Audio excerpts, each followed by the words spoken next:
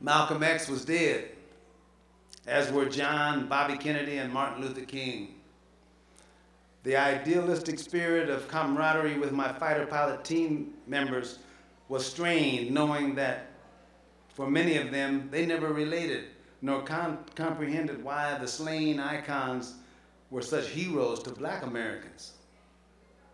The cities were on fire at home, and civil rights strife was across the nation, and I was hanging out in Vietnam. Oh, the joy they got from us grabbing that ball, holding it high in the air, punching it like there was no tomorrow, and then sending it fleeting around that pole.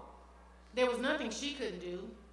She was the best at tetherball, foursquare, dodgeball, hopscotch, or any other game that we played or invented. Boy, her mom must really be proud of her, I think to myself.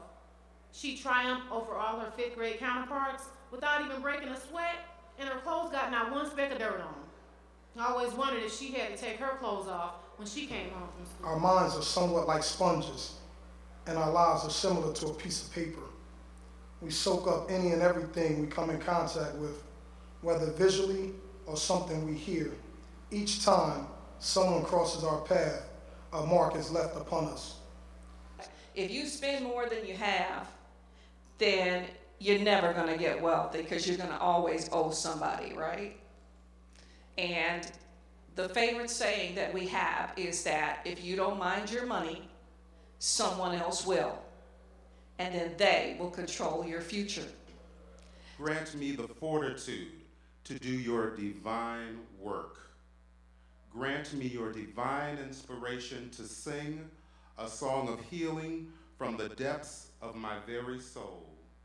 Grant me the wisdom to make choices that benefit the lives of every living thing that is affected by that choice. He turned and looked at his chosen few. This is what you must do. The time of reckoning is close at hand. Salvation you must reveal to man. The task of his chosen few. The first beyond a halfway view. Yes, even I, your German mother, who met this black soldier in a faraway place, am proof that love has no color and for sure not a race. You are the evidence of evil turned into love by God's mighty hand. One word, favor. Favor is frequently spoken of, but like faith, it is rarely cross-referenced, often underutilized, and usually widely overlooked. During one seemingly excruciatingly long season in my life, did I say long? Favor and faith were my primary currency, not by choice, but by default. Mama was always very open with me about her therapy and the rebuilding of her life. As a result, my curiosity was intensified. I asked her what she meant by filling her cup, and she told me, "Baby, you can't pour anything from an empty cup.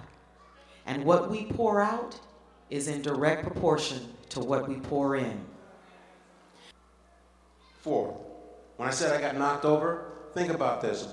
My boat was 70-some feet up in the air.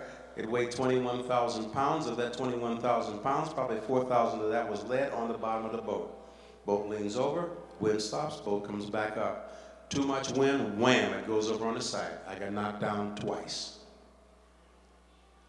Once I got knocked down, the wind couldn't get a grip on my sails to hold me down. The lead on the bottom pulled me right back up. Life knocks you down. Build into your life that ballast, that lead at the bottom, so that when you get knocked down, it can right you right back up.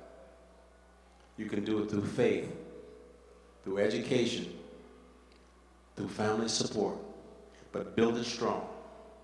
So when you get knocked down, it's not a failure. Failure is when you don't come back up. And that's another thing. No matter how bad it got, no matter how terrible it was, the wind blowing, I couldn't cook. I'm down in the Southern Ocean near Antarctica. It is cold. I got on everything I own. It's cold and miserable, and I'm not even halfway through yet. I caught the flu in Australia, didn't know it till about 4 days when I was out of Australia, and I was sick unto death. Matter of fact, I was so sick I thought that I would have to get better so I could die. That's how sick I was. All that adversity, all that horribleness, all of that stuff, it will end. Trust me, ladies and gentlemen, it will end. Adversity ends. Your job is to stick right to what you're doing. Stay true to your course. And when adversity ends, you're ready for the next step.